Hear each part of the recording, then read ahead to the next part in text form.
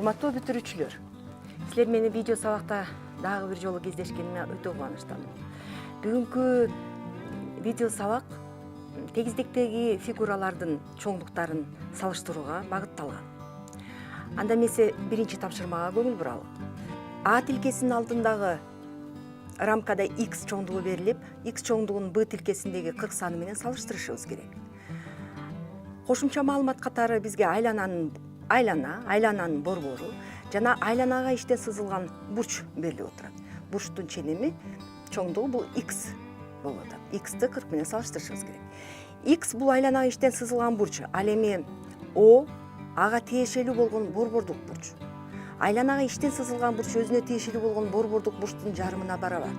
Демек, борбордук бурчту тапсак, иштен сызылган X бурчун да табабыз.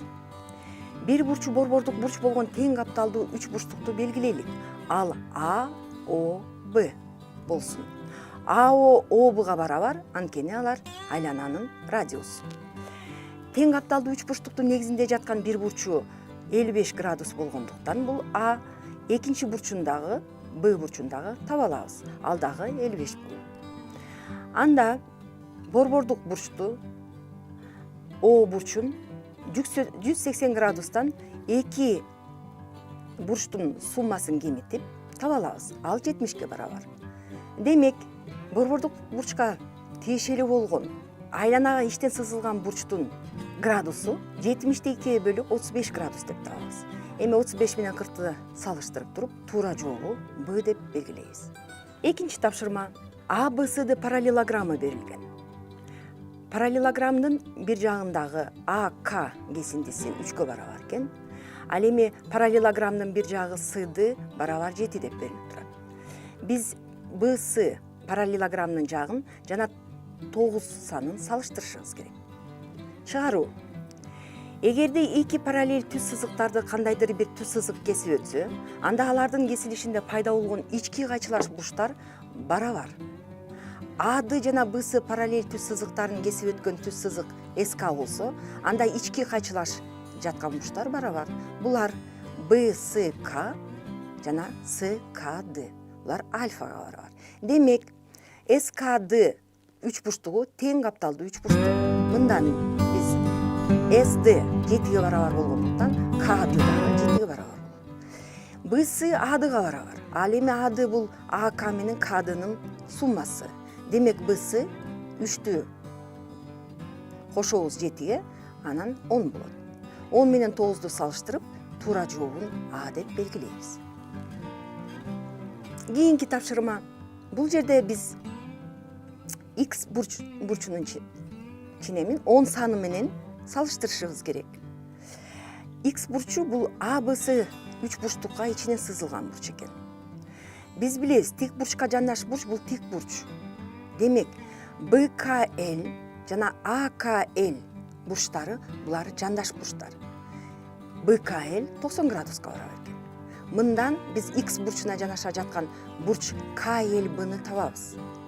Аны 180 градустан 90 менен 40-ты кемитип туруп 50 градус деп аныктап алабыз. Демек, X бурчуна жайылган бурчтун жардамы менен тапсак болот экен. Ал 180 градустан 100 градус менен 50 градустун суммасын кемитип 30 градус деп аныктайбыз. Ошентип 30 менен 10 санын салыштырып, биз X'ти же болбосо туура жоопту А деп белгилейбиз. 4-үнчү тапшырма. АБСД А1, Б1, С1, Д1 кубу берилген. Андан тышкары АБСД аянты 16га барабар деп берилип отурат. Биз кубдун көлөмү менен 64 санын салыштырышыбыз керек. Чыгарууга көңүл бурсаңарда, куб бул бардык граны квадрат болгон призма. АБСД квадрат жана анын аянты 16га барабар. Мындан биз АБ барабар БС барабар 4 деп билебиз. Анда БС Б1 С1 дагы квадрат болгондуктан, алардын бир жактары АБ жана БС болгондуктан Б2 дагы 4кө барабар. Кубдун көлөмүн таба беребиз. Кубдун көлөмү Анын кубу болот дагы 4тү 3-чү даражага көтөрүп 64 деп билебиз. Эми 64 барабар болгондуктан туура жообу В. Вны белгилейбиз. Бешинчи тапшырма. Шар цилиндрдин ичине коюлган.